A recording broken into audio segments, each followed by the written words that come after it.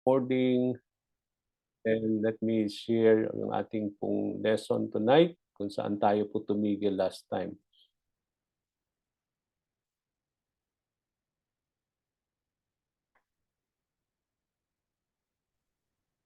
Okay.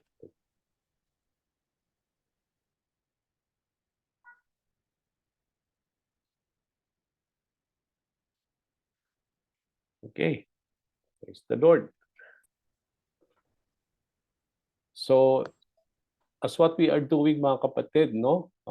We are going through yung mga module na ating pong pag-aaralan para matrack po natin yung ating pag-aaral every now and then that we come to meet together. Sabi nga natin, meron tayong 4 na module sa ating discipleship training at sa unang module na ating pong natutunan so far is yung subject of pursuing Christ at ang mga nakapaloob ng mga lesson diyan ay yung gospel, tapos repentance and faith, assurance of salvation, abiding in the word, part 1, abiding in the word, part 2, tsaka prayer.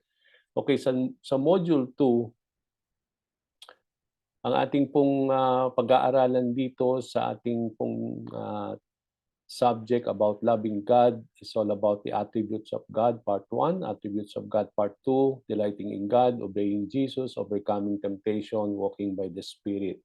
Sa ating pong module 3, we will be talking about cultivating godliness. At ang mga lesson na nakapaloob po sa module 3 na yan ay practicing the one another's, committing to the local church, the use of time, money and possession, humility and forgiveness. At sa module 4 naman, ito yung making disciples. We will be talking about fasting, spiritual gifts, and then evangelism, and then the cause of discipleship, tsaka disciples making disciples, tsaka catching a world vision. Okay, now, doon sa ating pong module 1 na natapos na natin, it's all about pursuing Christ. At sabi nga natin, we are able to finish this module all about pursuing Christ. Ang mga na-subject na ating natapos po yung the gospel, no? Napaka-importante na matutunan natin kung ano bang ebanghelyo. No? We talk about gospel, the good news about Jesus Christ. We are able to understand what repentance and faith is all about. No? Napakaganda yung testimony ni Sister Maddie last Sunday, how naging memorable itong pag-aaral natin ito. She's testifying na naintindihan niya what repentance is all about, no? At napaka-importante rin na magkaroon tayo ng assurance of salvation. Now that we are saved, sabi nga natin, napaka-importante na nandun yung we are assured of our salvation, na wala tayong duda, wala tayong alinlangan na tayo po'y naligtas na sa pangalan ni Jesus. At napakaganda na magkaroon tayo ng assurance of salvation. Naintindihan natin everything that we need to know that will assure us of our salvation. And then we talk about abiding in the Word, part 1. Yung part 2, no? Yung how do we handle the Word of God? Paano ba natin i-handle ang salita ng Panginoon? Di ba? We talk about hearing, reading, no, studying, meditating, and I think memorizing, no. Napaka-importante po yung pag-aaral na yan na how do we handle the Word of God, and then we talk about prayer. So we are now in module 2 ng ating pong training, no? But nagkaumpisa lang natin ng ating pong module 2 about loving God. But how do we love the Lord? If you want to love the Lord, meron tayong mga dapat na matutunan in this module, at 6 po yung lesson na ating pong pag-aaralan regarding the subject of loving the Lord. No? At yun nga yung the attributes of God, part 1, and then yung part 2 ng attributes of God, delighting in God, obeying Jesus, overcoming temptation, and walking by the Spirit. Napakaganda po itong mga subject na ito. I hope that you will able to sabi nga noon, no, na we are able to be steadfast, no, in this training. Ayaw nating ma-miss po itong mga lessons na ito. But then sabi nga natin, we are so blessed that meron na tayong mga recording na kahit hindi tayo makaka-join from time to time, ay pwede po natin balik-balikan itong mga subject na ito na ating natututunan. Now, we are in the attributes of God part 1, at ito po yung ating lesson na inumpisahan natin last week, nung last Tuesday and then Wednesday. At itutuloy po natin today, tomorrow, and then this coming Wednesday. So this linggong ito, 3 times po yung ating magiging pag-aaral, today, tomorrow, and this coming Wednesday. Okay? Now, punta na tayo doon sa ating lesson 7, and this is the part 1 of attributes of God. Nung inumpisahan natin ito, ano ba ang gusto nating alamin dito sa ating subject na ito? What are the attributes of God? Pag sinabi nating attributes of God, ito yung magsasagot sa mga katanungan that who is God, what is God like, and what kind of God is He. Pag sinabi nating attribute of God, sabi nga natin, it is something that na true about the Lord. No? Yung mga katotohanan patungkol sa Panginoon Diyos, kung sino siya, at hindi lang katotohanan patungkol sa Panginoon Diyos, kung sino ba ang ating Panginoon, but ito'y mga katangian na naglalarawan kung sino ba ang ating Panginoon Diyos. No? Hindi lang po who God is, but what is God like, no? And what kind of God is He. Yan po yung mga gusto nating matutunan dito sa ating pong subject about the attribute of God. Numpisahan po natin ito mga kapatid last time, talking about communicable and incommunicable attributes of God. No? Parang recap lang po ito, no, para makasunod yung iba, especially si Mrs., no, para at least we are able to take it from where we had learned so far, no. Ito at sabi ko nga no last time nung binahagi ko ito sa inyo, wala ito sa inyong manual, wala ito sa training manual natin. Ito ay parang additional learning para sa inyong lahat para lubos pa nating makilala ang Panginoon Diyos when it comes to His attribute. At itong communicable at incommunicable attributes of God ay laging nakapaloob kapag mag-aaral tayo ng Christian doctrine regarding the doctrine of God. No? At kung tayo mag-aaral ng doctrine of God, isa sa mga subject na pag-aaralan natin ay yung tinatawag nating communicable at incommunicable attributes of God. Nung pinag-aralan natin to as a recap lang para maalala natin mga kapatid, pag sinabi nating communicable attributes of God, ito ay mga bagay na pwedeng ma-share ng Panginoon, and we can possess those attributes of God in a finite extent. No? Hindi yung kagaya hindi kagaya nung yung what God has. No? Ibig sabihin, pag we talk about the attributes of God, pwedeng i-share to ng Panginoon, and because of our relationship with God, He can share this attribute. He can transmit it, He can communicate it to us. That's why we can possess some portion of that attribute of the Lord. No? Pwede tayong magkaroon ng ganung klaseng katangian ng Panginoon. Kaya sometimes nakikita natin ang katangian ng Panginoon sa buhay natin because itong mga attribute na ni Lord na sinasabi nating communicable, ito yung mga na-share, na i-transmit ng Panginoon, and we can possess itong mga katangian ng Panginoon in a very finite extent. No? Hindi kagaya nung kung ano yung meron ang Panginoon Diyos. Pag sinabi naman nating incommunicable attributes of God, ito yung mga para lang kay Lord. No? Yung mga katangian, mga nature ni God na para sa Kanya lang. Ito yung nagpapatunay regarding about His divinity, kung sino ba ang Panginoon Diyos. No? Ito yung humans cannot share itong mga incommunicable attributes kasi ito ay para sa Panginoon lamang. Okay? At last time, natutunan natin, di ba, na-share ko bago tayo last last Wednesday, meron akong ibinahagi sa inyo ng mga iba't ibang mga attribute of the Lord at babalikan po natin uli yon. Okay? And this will be an exercise to all of us. No? So ito ay contribution natin, bawat isa sa atin. You can answer. No? Gusto ko lang ma-validate lang na kung naintindihan ninyo yung sinare ko nung last Wednesday. Babalikan natin uli yon. And then I will ask you at ano yung magiging exercise natin tonight. Parang to validate our understanding. So ito po yon, babalikan natin. No? Attributes of God, i-identify daw natin dito if the attribute is communicable or incommunicable. Okay? I think kung nag-pay attention kayo nung last Wednesday, you can easily answer this. Okay? Kasi na-share ko po sa inyo ito. So babalikan po natin yon. Ang gusto ko pong gawin natin ngayon is tatanungin natin ang bawat isa. You can freely unmute yourself if you want to answer, no? If you can answer if this attribute is communicable or incommunicable. Pag sinabing communicable, pwedeng yan ay matagpuan sa atin na pwedeng i-share ni Lord. Pag incommunicable, ito'y para lang sa Kanya na hindi ito makikita sa atin bilang mga nilikha ng Panginoon. Okay, so let's first go to the first 4. Is it communicable or incommunicable? Number 1, omnipotent. Incommunicable, Pastor.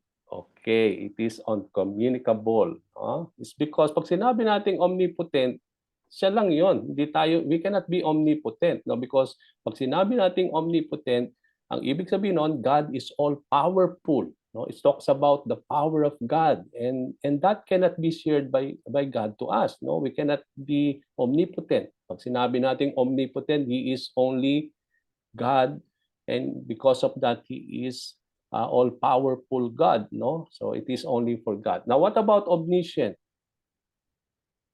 Still incommunicable po. Okay, incommunicable is uncommunicable. Kasi alam natin, pag sinabi nating omniscient, He is all-knowing God. No? At siya yung, para lang sa Kanya yon, isa yung sa mga nakatangian ng Panginoon. No? We are not all-knowing. Hindi nga natin alam kung ano mangyayari sa atin tomorrow. But God knows everything. Okay? So it talks about that this is only for God. Ito yung isang mga incommunicable attribute that is only for God. Now, omnipresent. Incommunicable.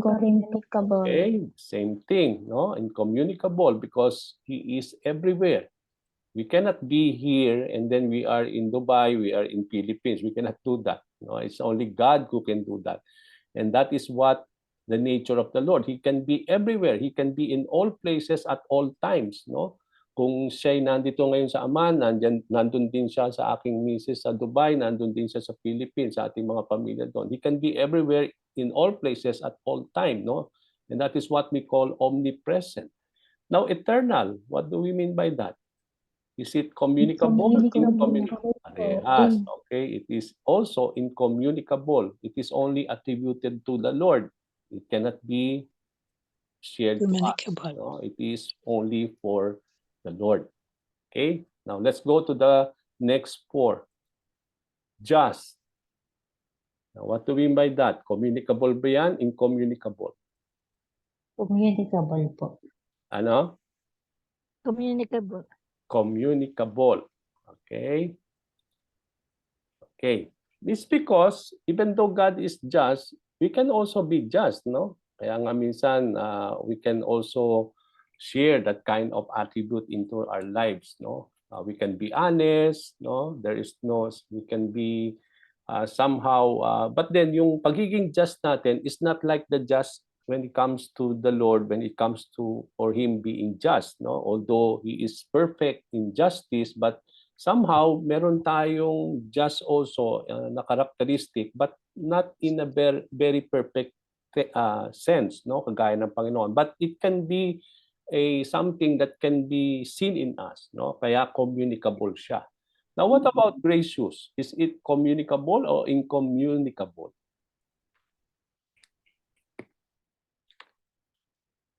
Communicable. Communicable? Is it? It should be incommunicable. Okay? Now, we talk about grace, no? Pag sinabing grace, it is only for God, no? We cannot become gracious kasi when we talk about gracious, it is the loving kindness of the Lord that He is giving to people although hindi sila undeserving. Pero hindi tayo ganun eh.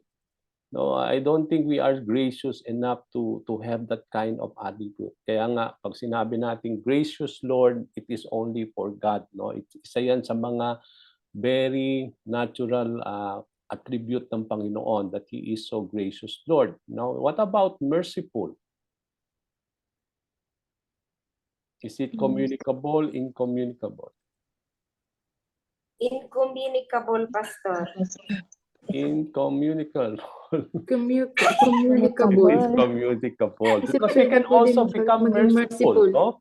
Kasi sometimes, di ba, nandun yung habag natin, naawa tayo. Pero although sometimes nagkakaroon tayo ng ganong klaseng katangian, pero it cannot be compared to the Lord kasi He is really merciful. Tayo, minsan, we can become mercy, sometimes hindi. No? Pabago-bago tayo. But then we have that kind of attribute. No? We can become merciful also. So, it talks about communicable. Okay, faithful. Communicable. Communicable. Incommunicable. Incommunicable. Okay, it is only God who is faithful. No, God is unable to be anything other than loyal to His plans. So it is really God who can be faithful only. No, so we talk about faithfulness. Diba nga, great is thy faithfulness. No, isa yan sa mga katangian ng ating Panginoon. And I believe we cannot be faithful like God. No, I don't think so. I think it is something that is only attributed to the Lord. Now let us to the next 4. Holy. Incommunicable. Yes. Is incommunicable. It is only God is only holy. Now immutable, that He cannot change in His being, promises and purposes. He is always Incommunicable. Okay. Now, how about good? That God is good. It is Communicable. incommunicable. Tama.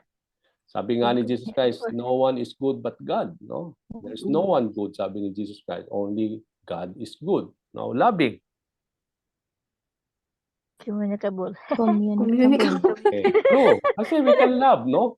We can, although not perfect yung love natin, but we come to understand, we can share that love of the Lord, pero hindi perfect nga yung ating love, no? But then we can love, no? Nandun yung katangian ng Panginoon sa atin because now we can love people, no? Because of the love of Christ. So it is communicable. It is been shared by the Lord to us. Okay? Now next 4, self-sufficient. Self-sufficient ba tayo? No po. No, so if it is not, then it Incommunicable. is incommunicable. God is only self-sufficient. Hindi siya umaasa kahit kanino. Tayo, umaasa tayo sa Panginoon. Umaasa tayo sa napakaraming bagay. So, we are not self-sufficient. So, it means to say, pag sinabing God, He is self-sufficient. Now, about sovereign. Incommunicable. Yeah, because God alone is sovereign. Because when we talk about the sovereignty of God, we talk about the lordship of God. That's why we call Him Lord, Lord of Lords, King of Kings. No, righteous. Okay, incommunicable. God only is righteous. We are not righteous. No? Hindi tayo likas na righteous. But only we become righteous because of Jesus. So we are not really right. Patient. Can we become patient? Communicable po. We can become patient. No? Kaya lang minsan from time to time, hindi tayo nagiging naiinip, but we can become patient, no? Sometimes. Okay, so it is something na makikita rin natin sa ating sarili. Okay, next. Last 2. Wise and glorious. Can we become wise? Yes, it is communicable because we can become wise, no? But it is not the same as wisdom of the Lord, no? But we can have wisdom. Okay, glorious. Incommunicable. It is only for God. Okay, He's glorious. So ibig sabihin, lahat itong mga ano na ito ay attributes of God. Pero may mga attribute ni Lord na pwede tayong magkaroon ng ganong klaseng attribute, but in a very small context, hindi kagaya kay Lord, no? Na isineshare niya yun sa atin. Nagkakaroon tayo ng ganong klaseng katangian is because of the Lord, no? But then meron namang mga katangian, lahat yung katangian ni Lord, attributes siya ni God. Kaya lang meron yung communicable na pwede niyang i-share sa tao, meron namang incommunicable na para sa kanya lamang. So lahat yan attribute of God, pero iba ay communicable, yung iba ay incommunicable. Okay? So somehow na-validate natin yung ating understanding. Some exercises to know if we have understood our lesson. Okay, let's go now to the attributes of God. Punta na tayo dun sa ating lesson, mga kapatid. Nung inumpisahan natin ito nung last Tuesday, we talk about Very quick recap lang dahil ito natapos na natin ito nung last Tuesday para i-connect lang natin tonight. We talk about that another characteristic of God or who God is that God is one. Okay? Pag sinabi nating one, iisa lang ang Diyos. No? He is not many. No? Hindi ibig sabihin marami ang Diyos. So, what do this scripture teach about the being of God? Itong Deuteronomy, Isaiah, tsaka 1 Timothy, di ba? Nasugutan natin yan. That He, O Israel, the Lord our God, the Lord is one. Tapos sabi din dito sa Isaiah, that before me no God was formed, nor there will be one after me. So there will be no God after the Lord. At isa rin sa mga sinabi dito that there is one God only, and there is only one mediator between God and man, and that is Christ Jesus. So from these verses, makikita natin that there is only one God. No, isa sa mga karakteristik ng Panginoon ay isa ang Diyos. That God is one. Yan yung isa sa mga katotohanan na nireveal ng Panginoon sa kanyang mga salita. No? That God is one. But although He is one, He is a Trinity. Okay, isa ang Diyos pero sa tatlong persona. Ito nga yung pinag-aralan, inumpisahan natin last time ng unang persona sa Trinity, although He is one, is we talk about God the Father. Di ba? Meron tayong God the Father, meron tayong God the Son, and God the Holy Spirit. Now, sabi dito sa mga verses na ito, ano raw ang sinasabi ng mga verses na ito patungkol sa Ama natin sa langit? No? Makikita natin dito na itong mga verses na ito, hindi ko na uulitin kasi natapos na natin ito para mabigyan natin ng pansin yung ating mga susunod na lesson. Sinasabi dito mga kapatid that the Father is God. Okay, itong 1 Corinthians 8:6, John 6:27, 1 Peter 1:2, ang lahat itong mga verses na ito ay nagpapatunay na when we talk about the Father, He is indeed God Himself, that the Father is God. Okay? Now, inumpisahan din natin last time is yung the second person in the Trinity, and that is God the Son, referring to Jesus Christ. Dito, marami tayong mga verses at dito natin itutuloy, although I think yung ibang mga verses na yan ay natakil na natin, pero itutuloy po natin yung ating pag-aaral here. Okay? When we talk about the God the Son who is Jesus Christ. Paano natin malalaman that Jesus Christ is indeed God Himself and He is the God the Son? Okay? Sabi po sa John 1:1, God, Jesus is God. Kasi sabi doon, in the beginning was the Word, and the Word was with God. No? Inuulit ko lang po ito. No? Hindi na muna natin expound to para may time tayo doon sa mga natitira natin, doon tayo mag-expound. No? Parang i-recap lang natin ito. So sa John 1:1, makikita natin that the Word was God and the Word became flesh. Sabi doon, no? Nagkatawan tao itong word na ito. Itong word na tinutukoy dito ni John is about Jesus Christ. And then sa John 1:18, sabi dito, no one has ever seen God but the one and only Son. So who can see God? No one can see God. But there is only one who had seen God, and that is the only Son, referring to Jesus Christ. And so, sabi nga nito, in closest relationship with the Father, and because He is so close to the Father, He was able to make known the Father to us. No? That's why we are able to understand. Nalaman natin ang patungkol sa Diyos Ama is because of the Diyos Anak, nung nagkatawang tao si Kristo Jesus, at dito niya ipinakilala ang Diyos Ama sa atin. So Jesus is the only begotten, not only the begotten Son of God, but He is also the begotten God. Now, nakita rin natin kay Thomas, isa sa mga disciples ni Lord, no, nung pinahayag niya yung kanyang faith kay God, although nung una nagkaroon siya ng alinlangan, but then nung sa susunod na nagpakita si Lord, no, tinawag na si Thomas, Thomas, come here, no, and then ang kanyang response kay Lord nung nakita niya after He resurrected, sabi niya, Jesus, Lord and God. No? Tinawag niya nga si Jesus Christ not only His Lord, but also He talked about Him as being His God. Okay? Now, also, we talk about Romans 9 verse 5. That itong nasabi nga ni Paul din dito that there are the patriarch and from them is traced the human ancestry. Dito tinetrace natin yung kung saan yung root ng Messiah, who is the anointed one of God, who is God over all. So itong Messiah na ito, at dito, sinabi dito ni Paul na itong Messiah is also who is God over all. No? Ibig sabihin, Jesus Christ is God who is blessed forever. Ibig sabihin dito, hindi lang siya yung Messiah na sinasabi dito ni Paul na tinetrace niya kung saan siya nagmula, kundi itong Messiah na ito is also the God over all. No? That the Messiah is God Himself, referring to Jesus Christ. Now, dito po tayo mag-uumpisa, no? At ito hindi natin na-tackle last time. At dito natin itutuloy yung ating pag-aaral regarding the second person in the Trinity, that although God is one, but in that one God, there is three person. Okay? God the Father, yun nga nalaman natin kanina. And then what we are learning today is the second person in that one God, and that is God the Son, who is Jesus Christ. Sa Philippians chapter 2, verse 6, mga kapatid, ang sabi dito, who being in very nature God, did not consider equality with God something to be used to his own advantage.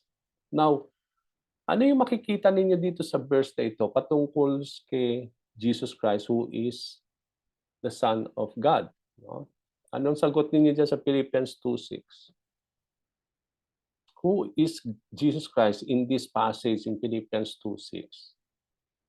Ano yung makikita ninyo dyan?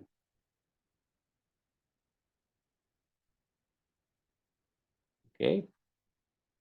He existed in the form of God, no? Sabi dito, being in a very nature God. Okay? Nung bago pa man magkatawang tao si Jesucristo, nasaan siya? No? Siya ay nandoon, no, sa kalangitan, no? And he is in the very nature God, no? Ibig sabihin, he is in the form of God before he became flesh, no? At sabi natin, he existed in the form of God. No, bago nagkatawang tao si Jesucristo, he is in the form of God. He is God himself, no? At makikita natin dito. Now sa Colossians chapter 1 verse 15 naman, the Son is the image of the invisible God, the firstborn over all creation. Ang sinasabi dito naman ni Paul sa Philippians, sabi niya na that he is in the very nature God, that siya mismo yung Diyos na bago siya nagkatawang tao. And then, kaya nga, sabi ni Paul dito, no, dun sa Philippians 2, kung mapapansin natin, di ba, diyan natin kinuha yung ating theme that Jesus, the name that is above every name. Bakit? Sabi ko nga nung last Friday and Sunday, na bakit ibinigay ng Diyos ang pangalan na yan kay Jesus, that at His name every knee will bow and every tongue will confess, because of what He had done, no? Because of what He did on that cross. Ipinakita niya yung kanyang attitude of humility at yung kanyang obedience to the word of to the will of the Father, no? Na kahit siya ay Diyos, willing siya na magkatawang tao to the point na mag-sacrifice on the cross, at yun yung nagdala sa kanya para siya ay ilagay na muli ng Panginoon Diyos sa kanyang kaluwalhatian, and because of that he was given the name that is above every name. So dito natin makita na even though he is in the nature God himself, pero he did not consider it something na parang very selfish si Lord, that even though he think about the people kasi because of their sins, kaya nga kailangan na magkatawang tao ang Diyos para siya ang mamatay para sa atin. And that's what we can see, no? Na even before Jesus Christ died on the cross, he is in the very nature God, no? Siya ay Diyos noon pa man, no? Even before he was born here on earth. And then, ang sabi din dito ni Paul sa Colossians 1, that he is the image of the invisible God. Alam natin mga kapatid that we cannot see God because God is a spirit. Okay? Now, the Son, why he came here is, when he came here on earth, he became the image of the invisible God. Na, kahit hindi nakikita ang Diyos, nung nagkatawan tao ang Diyos sa pamamagitan ni Jesucristo, that's the time that we are able to see who God is. No? Kaya nga, blessed yung mga, mapalad yung mga tao na nahawakan si Jesus in those times, nakapiling nila ang Panginoon, no? At they were able to sleep with Him, ate with Him, no? at nakita nila, naranasan nila si Kristo Jesus, no, in those times. So it's because he came here as being God himself, no, in the form of a human being. But then it does not talk only about the humanity of Jesus Christ, na siya'y tao, tama naman, he is 100% man, no, na talagang 100% na tao siya. But then he is not only 100% human being, but he is the Son of God, and he is the image of the invisible God, no. Yung lahat ng image regarding God is in the Lord, no. Siya yung pinaka-imahe ng isang Diyos na hindi nakikita, no? At we are so blessed to that even though we cannot see God, we are able to see who he is in the form of the flesh, and that is Jesus Christ. Okay? Now, another thing na makikita natin dito regarding God the Son, regarding Jesus Christ, is that for in Christ all the fullness of deity lives in bodily form. Ibig sabihin, Jesus is the fullness of deity in bodily form. Siya yung Diyos na nagkatawang tao. At kung sino ang Panginoon, hindi nabawasan ng pagka-Diyos ng Panginoon nung siya'y nagkatawang tao. Nandun yung kanyang fullness of deity. Pag sinabi nating deity, yung pagka-Diyos niya. Hindi nawala ang pagka-Diyos ng Panginoon Kristo nung siya'y naging tao. So, sabi doon, nandun yung fullness of His deity in bodily form. Okay? Ibig sabihin, Diyos na nagkatawang tao. Kaya kung siya'y Diyos, lahat ng mga nature niya ay makikita natin when He also became man. No? Kaya nga, makikita natin nung si Jesus Christ here, He was able to raise dead. No? It's because God alone can raise a person from the grave. No? And that's that God alone. And that we can see that Jesus Christ, because He is God, He has the fullness of deity, He can do that. Even He can forgive sin. This is God alone can forgive sin. Kaya nga yun yung hindi matanggap ng mga Pariseo, mga religious leaders, nung pinatawad niya yung kasalanan nung paralyzed man, di ba? Nung dinala ito ng mga tao na karga-karga nila, di ba? Ang unang-unang sinabi ni Jesus Christ, your sin has been forgiven. Okay, no? Kaya nga nagkaroon ng grumbling yung mga tao na inakusahan nila si Jesus bilang ng blasphemy is because they see Jesus Christ as only a human being, and they said that it is God alone who has the power to forgive sin. At ipinatunayan ni Lord, di ba, sabi ni Jesus Christ, para patunayan at kayo'y maniwala that I have the power to forgive sin. Di ba, sinabi niya sa tao, tumayo ka, lumakad ka, at bitbitin mo yung iyong banig. Di ba? Nangyari yon. So that explains na it proves itself that He is indeed God, that He is in the fullness of His deity, even when He is a man, no, in a bodily form. No? Yun yung makikita natin dito. Okay, then sa Titus 2:13, while we wait for the blessed hope, the appearing of the glory of our great God and Savior Jesus Christ. Paano nilarawan ni Paul kay Titus si Jesus Christ? Una, sabi niya, he talked about the appearing of Jesus Christ. Now, what about when He appeared? Kapag nagpakita si Jesus out of His glory, paano sinabi ito ni Paul? The appearing of the glory of our great God. Okay, unang-unang sinabi niya kay Jesus is that He is the great God, and then also He is the Savior. Okay, kung dito sinasabi ni Paul na si Jesus ay the great God who will appear in His glory at His coming. And that not only He is our great God, sabi ni Paul, but He is also our Savior.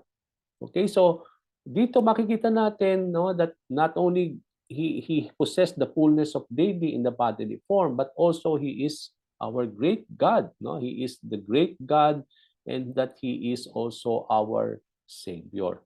Okay? Now, Hebrews 1:3. Tingnan niyo po. The Son is the radiance of God's glory and the exact representation of His being, sustaining all things by His powerful word. After He had provided purification for sin, He sat down at the right hand of the Majesty in heaven.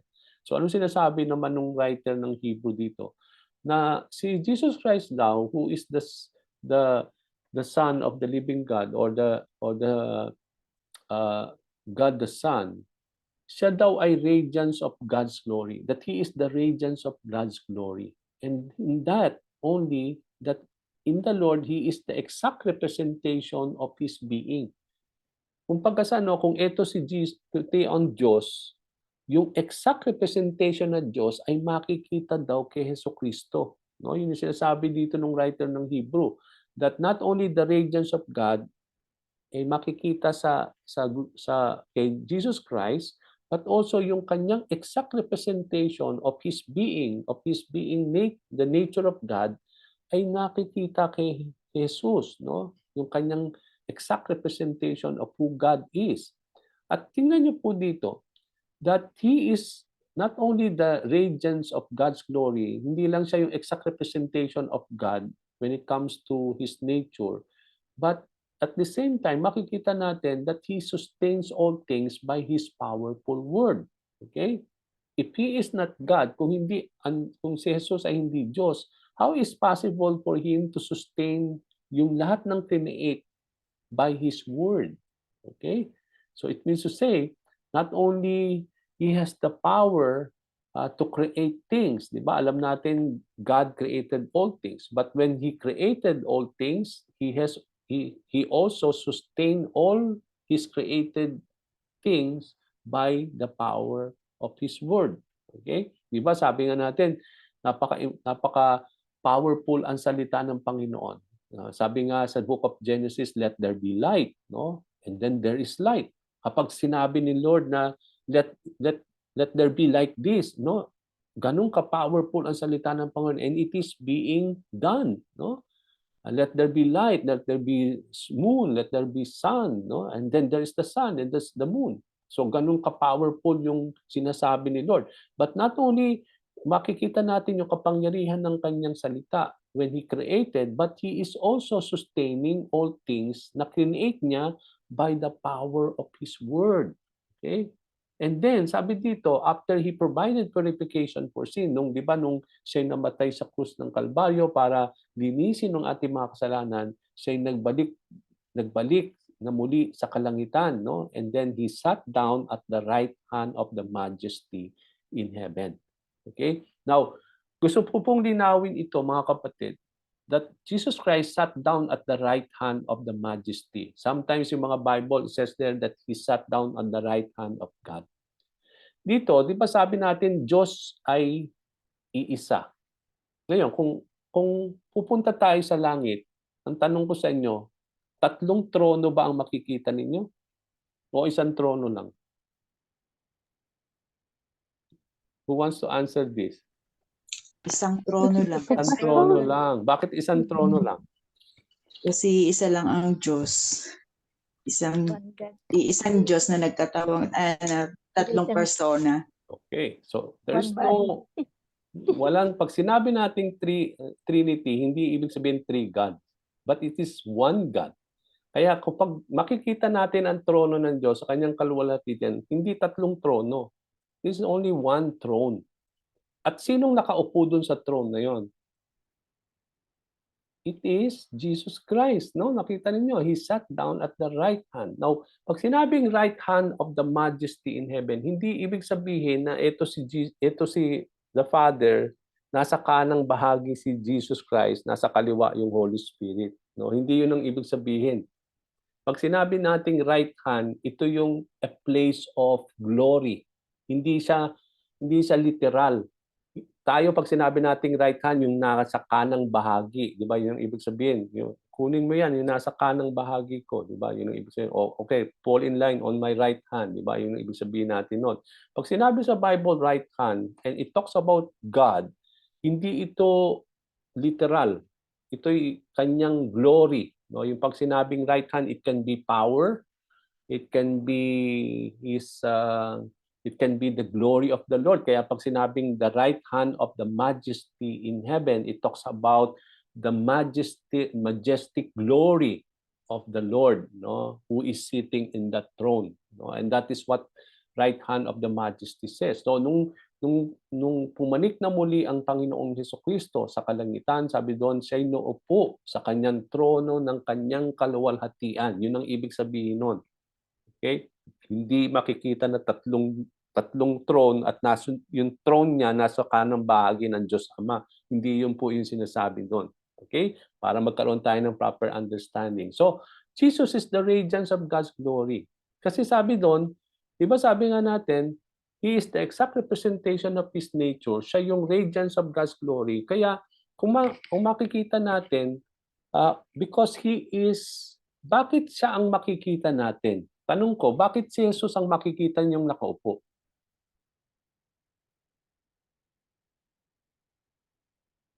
Anyone? Because sabi nga natin, God is a spirit. Di ba? Kung hindi nagkatawang si tao si Jesus, makikita ba ninyo ang Diyos? No. Di ba? Now, nung pumanik si Jesus sa kalangitan, pumanik pa siyang espiritu o yung mismong siya na katawang tao?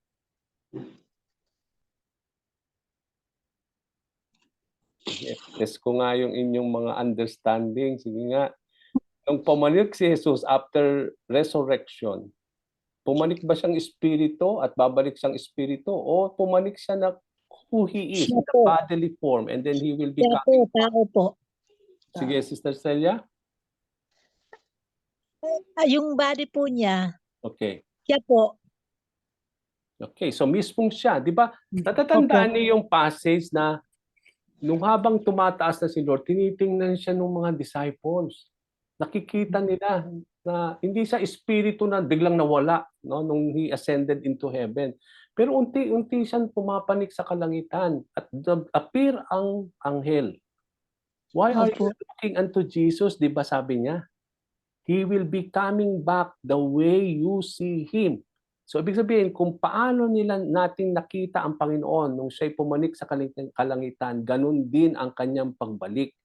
Ang makikita ay yung kung sino si Jesus in the bodily form. Okay, kaya nga kapag makikita natin ang trono ng Diyos, makikita natin na may nakaupo doon. Kasi pumanik si Jesus in a bodily form. Okay? Kaya nga siya yung makikita natin. Kaya nung, 'di ba si Stephen, nung binato siya ng mga no, 'di ba? Nung bago namatay si Stephen, 'di ba? Pinagbabato siya sa Book of Acts. Tapos nakita niya, nag-open yung heaven. Nakita niya si Jesus nakaupo sa tronong ng kanyang kaluwalhatian. It's because we can see God, it's because we can see Jesus Christ in the bodily form. Okay? Because Jesus Christ is God Himself, but He is also in the human form. Kaya makikita natin, magiging visible yung trono na may nakaupo is because He is in the bodily form. Hindi siya pumunik sa kalangitan na parang espiritu. Okay? So makikita natin that nandun yung radiance of God, yung exact representation of who God is, but in a bodily form. Yun yung ibig sabihin doon, no? Sa isang katawan, no? Kaya makikita natin even when He come back, hindi siya yung espiritu or yung kung ano yung makikita natin, but we will able to see Him of who He is when He went in heaven. Okay? Kung ano yung nakita ng mga tao dito ng mga panahon noon, nung naglalakad siya sa Galilee, sa Israel, dito sa Jordan, no? Ganun din daw ang makikita natin sa pagbalik ng Panginoon. Because He is indeed the radiance of the glory of the Lord. Ang sabi din sa Hebrews 1:8, sabi, your throne, O God, will last forever and ever. A scepter of justice will be the scepter of your kingdom. Ang tinutukoy dito na king, because there is a kingdom, is talking about Jesus Christ, no? And itong writer ng Hebrew, he referred to Jesus as being God. Not only he is the king, but he referred to Jesus as being God Himself. And His throne, sabi dito, will last forever. Walang katapusan, no? Yung kanyang scepter of justice will be the scepter of His kingdom. No? Yung ibig sabihin, kaya nga makikita natin dito na makikita natin that not only Jesus Christ is king, but He is also God Himself. Okay? Now, God is a Trinity. Tingnan naman natin. So we come to know the Father, God the Father as being God. We talk about the second person in the Trinity, Jesus Christ, as being the Son of God, and also God the Son, no? God the Father, God the Son. Now, tingnan naman natin ang Holy Spirit is God the Holy Spirit. Okay, to complete yung three person in the Trinity.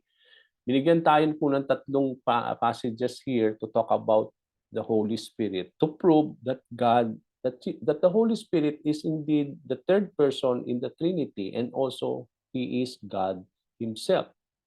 Okay? Now, kung mapapansin ninyo, mga kapatid, pag sinusulat yung Holy Spirit, mapapansin ninyo, ang ginagamit na pronoun is He. Okay? It's He. Okay? Ibig sabihin, He is a person. Hindi siya parang force o hangin or parang walang kumbaga sa parang hindi siya yung is not, it talks about that He is a person, no? Hindi siya force or anything na but that we talk about that the Holy Spirit is, kaya ang ginagamit na pronoun is He, it's He, no? At makikita natin dito. So Acts 5:3-4, tapos 1 Corinthians 3:16, tsaka 1 Corinthians 6:19. Sa Acts 5:3-4, dito sa istorya ni Ananias, no, paano niyo mapapatunayan na the Holy Spirit is God Himself in this story?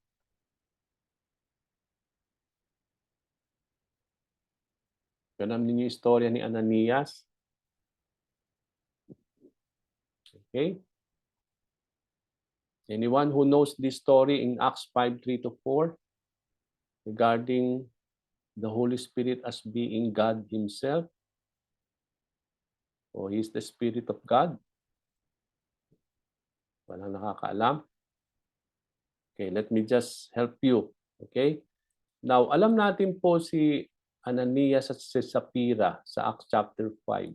Okay? Sila ay mga disciples ni Lord. Okay? Part sila nung church. O, yung pinaka-early church. In those times, mga kapatid, isa sa mga custom ng mga panahon na yon ay walang nangangailangang mga kapatiran. Bakit? It's because they know how to sell their properties, and yung pinagbilan, sineshare nila sa mga apostles para kung sinong nangangailangan, yun yung itutulong. Kaya yung mga panahon noon, mga kapatid, ang ganda ng church. Walang nangangailangan, walang merong pangangailangan kasi marunong silang magbigayan, no? Nandun yung kanilang sharing and fellowship, no? At dito, itong si Ananias, member din siya, no? Kaya lang nung pinagbili niya yung kanyang yung kanyang ari-arian para ibigay yung pinagbilan kay Peter, hindi siya nagsabi ng totoo, nag-kickback siya nung pinagbilan. Hindi yung totoong pinagbilan, no? Ang binigay niya kay Peter, hindi yun yung talagang actual na amount ng pinagbilan, pero nag-keep siya sa kanyang sarili. Okay, ngayon tama naman kanya naman 'yon. Wala namang problema doon.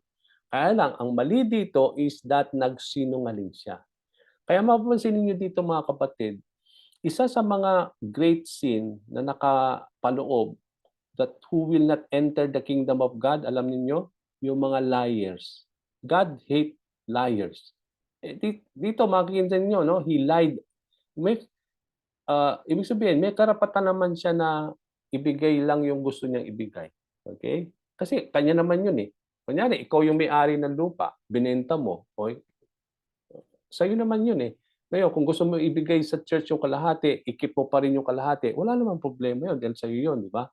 Kaya lang, ang problema kay Ananias at kay Sapphira, sabi nga, nagsinungaling sila. Okay? Kanino? Sa Diyos. Okay? So yun ang hindi ito tolerate ni Lord. Okay? It's because immediately after that, he died, no? When he lied. So dito, sabi ni Peter kay Ananias, Ananias, bakit mo hinayaan si Satanas pumapasukin yung puso mo, that you have lied. Okay, kanino siya nag-lied muna dito sa sentence na ito? Sa tingnan niyo po, no, sa verse 3, you lied to the Holy Spirit and have kept for yourself some of the money you received for the land. Okay, nagtira siya ng mga pinagbilan ng kanyang ari-arian. And then, not only that, he allowed the Satan to fill his heart, and because he was filled by Satan, he lied. Kanino? Sa Holy Spirit. Okay? By not telling what is pinagbilan. Okay? Now, sabi dito, didn't it belong to you before it was sold? Tama naman. Talagang sa kanya naman yun eh. And after it was sold, wasn't the money at your disposal? Tama naman. Kasi sa kanya naman yun. May karapatan siya na i-dispose yun. Kung gusto niyang magtira o ibigay, wala namang problema.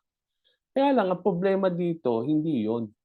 Ang problema dito, yung kanyang lying. Okay? Na hinayaan niya si Satanas pasukin yung kanyang puso na nagdala sa kanya para magsinungaling.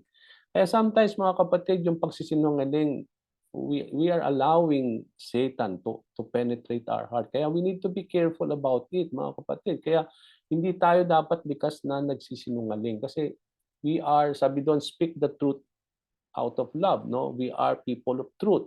Dapat we should always speak what is truth. No? Kung anong we should speak what is true. No? Kaya hindi tayo nagsisinungaling. Kaya dapat hindi tayo, kasi liars will not really enter the kingdom of God. No? Take note of that. And God hate lying. Kaya nga dito, may consequences yung lying ni Ananias immediately after he lied to the Holy Spirit. No? Pusa na lang siya nabulakta doon, tapos namatay. Okay? So don't take that for granted, mga kapatid. No? Yung lying is a big deal in the Lord. Okay? So dito, sabi dito, so una, you lied to the Holy Spirit. But come to think, later on, sa huling sentences, makikita ninyo, what made you think of doing such a thing? Bakit mo ginawa yan? You have not lied. You have not lied just to human beings. Hindi lang hindi ka lang nagsinungaling sa amin, no? Dahil hindi mo sinabi sa amin ang katotohanan. But, sabi dito, later on, makikita ninyo, but to God. Nung una, he lied to the Holy Spirit, and then later on, he tied the Holy Spirit. Sinabi dito ni Peter that he connect the Holy Spirit to God. Okay? So, it means to say, the Holy Spirit here is the same God na tinutukoy dito ni Peter na nagsinungaling si Ananias. Okay, so here makikita natin ang connection that the Holy Spirit is God Himself. No? Ananias was said to lie to the Holy Spirit, and then said to lie to God reveals that the Holy Spirit is God. No? Here, the Holy Spirit and God who Ananias lied are of the same. Iisa yon. Holy Spirit and the God here na sinutukoy ni Peter is the same. That's why Ananias lied to God, and he is the Holy Spirit. Yun ang sinasabi dito. Okay, tingnan niyo po, 1 Corinthians 6:16, 1 Corinthians 6:19. Okay, don't you know that you yourselves are God's temple and that God's Spirit dwells in your midst? Ang sabi dito ni Peter, hindi ba ninyo alam, mga kapatid, sabi niya, that you are the temple of God? Na ang bawat isa daw sa atin ay templo ng Diyos. At that, not only hindi tayo ang templo, kundi the Spirit of the Lord dwells in our midst. Okay? So, ibig sabihin, bawat isa sa atin ang templo ng Panginoon, at ang banal at ang Espiritu ng Diyos ay, dahil ito'y templo ng Diyos, asaan ang Espiritu ng Diyos? Nandun sa templo na yon. Kaya, ang Espiritu ng Diyos ay nagdwell daw, nananahan sa atin dahil tayo ang templo ng Diyos. Ganon din ang sinabi niya sa Corinthians 6:19. Do you not know that your bodies are temples? Tingnan niyo po, nung una sa 3:16, you are the temple of God. Pero later on, makikita ninyo, dito sa 1 Corinthians 6:19 naman, hindi inulit that you are the God's temple, but you are the temple of the Holy Spirit. So, God temple is this the temple also of the Holy Spirit? So, God's temple at temple of the Holy Spirit, iisa. Okay? Iisa yon. So, ibig sabihin, dito natin mapapatunay that God God na tinutukoy dito sa 1 Corinthians 3:16 is also the Holy Spirit in 1 Corinthians 6:19. Kaya the temple of God is also the temple of Holy Spirit. Iisa po yun. Who is in you? Yun din ang sinasabi niya sa 3:16 na itong Holy Spirit na ito is the Spirit of God na sinabi dito sa 3:16. So yung Spirit of God sa 3:16 is ito yung sinasabi ni Paul din sa 6:19 na itong Holy Spirit is the Spirit of God that is also dwelling in you. Okay? That you come to receive from God. So you are not your own.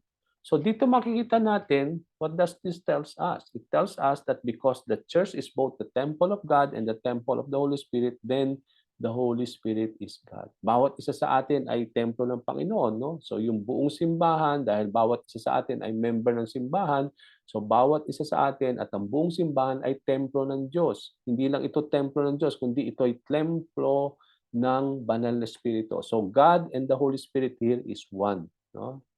So it means to say that the Holy Spirit also is God. Okay? Now, let's see ngayon, nakita natin isa-isa, no? We come to see God the Father, God the Son, God the Holy Spirit. Now, where can we see all of them together as being one God?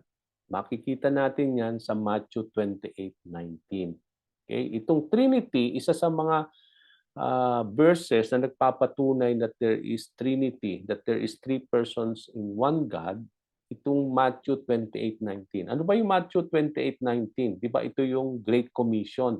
Di ba? Ngayon, doon sa Great Commission, mapapansin niyo mga kapatid, ang dapat nating intindihin dito, how many persons are we to be baptized?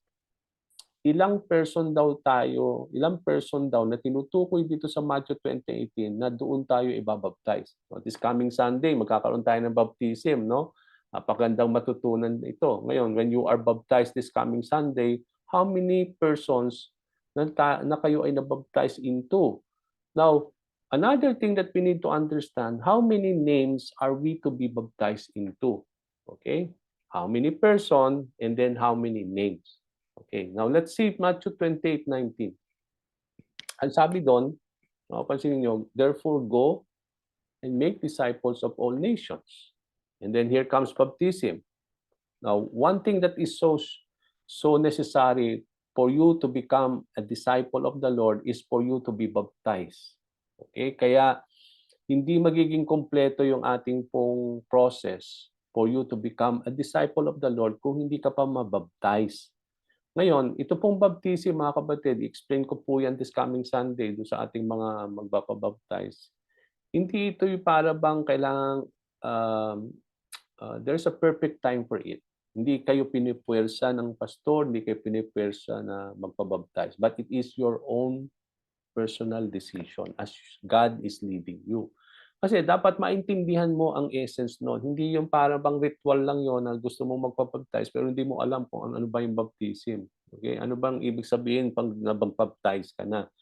Ngayon, one of the aspect why you are being baptized is that you will be baptized. No? Ang sabi dito, baptizing them in the name of the Father and of the Son and of the Holy Spirit. So isa sa mga makikita nating verses na nagpapatunay ng Trinity, that there is three persons in one God, ay itong tinatawag nating Great Commission. That you will be baptized, tinan niyo po, when you talk about, binanggit dyan yung Father, yung Son, at yung Holy Spirit. Okay? Now, ang question natin mga kapatid, explain ko pa yan further on this coming Sunday. Pag-uusapan natin yan bago po magkaroon tayo ng baptism sa ating pong outing. So, how many persons are we to be baptized? Sino gustong sumunod dyan? How many persons ang makikita ninyo dyan? So, Matthew 28:19. That a Tatlo, person pastor. will be- Tatlo, pastor. Yes, tatlo. Ano yung tatlong persons na yan? The Father, the Son, and the Son, Holy and the Holy Spirit. Spirit. It's true. Tama, no? So you will be baptized in, no, with these three person, no. So there will be three person na makikita natin dito, the Father, the Son, and the Holy Spirit. So makikita ninyo na kapag ang isang tao ay binaptize, nandun yung essence ng Trinity, na that you will be baptized in the name of the Father, of the Son, and of the Holy Spirit. Now, ang tanong ko, second question do sa training sa ating manual, how many names are we to be baptized?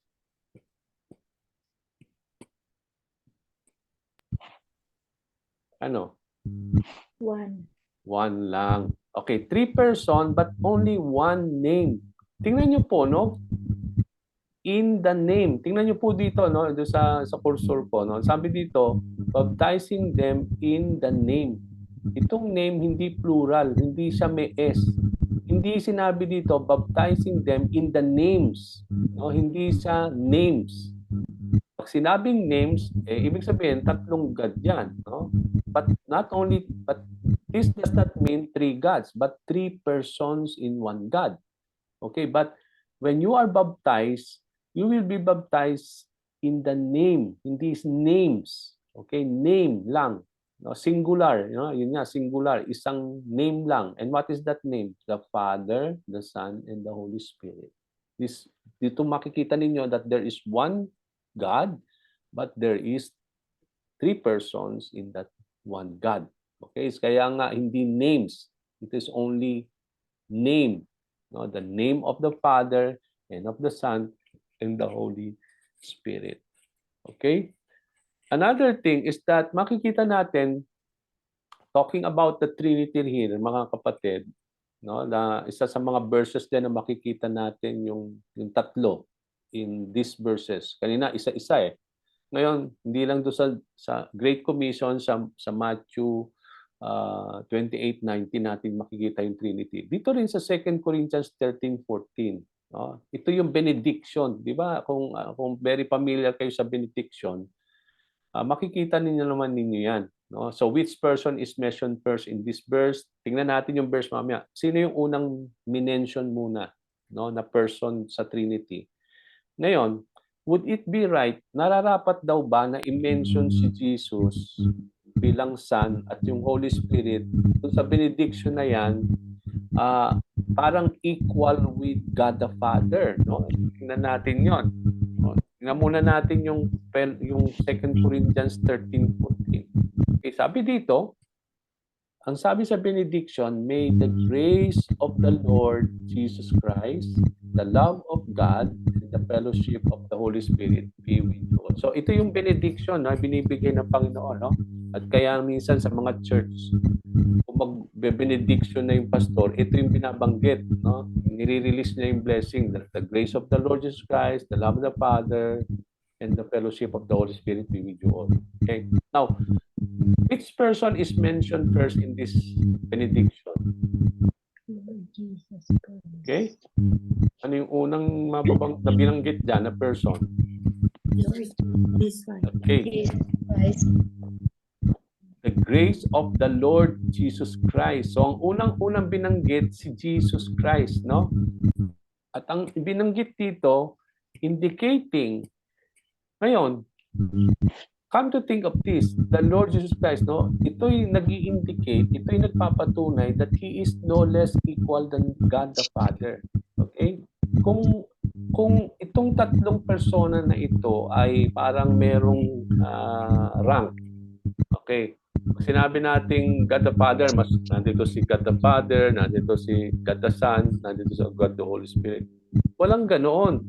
Ibig sabihin, when we talk about God the Father, God the Son, God the Holy Spirit, pantay-pantay yun, no? Equal po yun. Even though mabanggit mo una si Jesus Christ, although banggitin mo si God the Father, walang problema yun because they are all the same, equal in essence, no? Kaya nga dito sa benediction, kahit hindi inuna kahit hindi inuna ni Paul yung bakit hindi niya sinabi muna na may the love of God the Father and the grace of the Lord Jesus Christ and the fellowship of the Holy Spirit be with you all. No? Bakit hindi niya inuna muna yung God the Father kung mas mataas yung Father kay Son and then mas mataas si Jesus Christ sa Holy Spirit? Na parang may rank sila. No, makikita natin dito kahit inuna ni Paul yung si Jesus Christ bago yung Father and the Holy Spirit, walang problema yon is because it indicates that it is no less equal because all of them are of the same essence and they are all God, no? They are all one, no? As being one God, no? They are all three persons in one God. So these three persons are all equal in that one Godhead. Okay? So ang isa hindi siya less compare sa isa, no? They are all equal. Kaya nga dito walang problema kahit nauna si Jesus Christ. Now, it's because mapapansin natin dito mga kapatid, kung mas mataas si Father kaysa kay Jesus Christ, no? Would it be right to mention Jesus Christ and the Holy Spirit first before God the Father if they are not equal with him? Okay?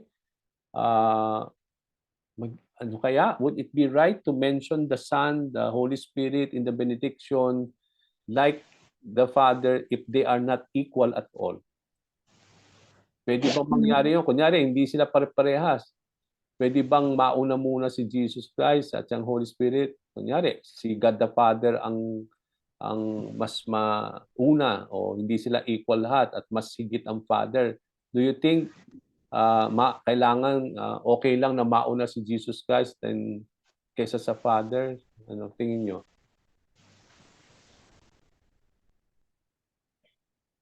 No, Pastor. No, it's because this would be blasphemous. Okay?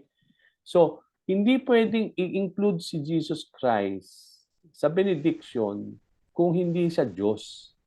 Kasi that is blasphemy. Kaya nga yung mga Hudyo, yung mga religious leaders, bakit nila ipinako si Jesus sa krus ng Kalbaryo? It's because ano yung accusation nila? Diba wala silang makuhang any fault.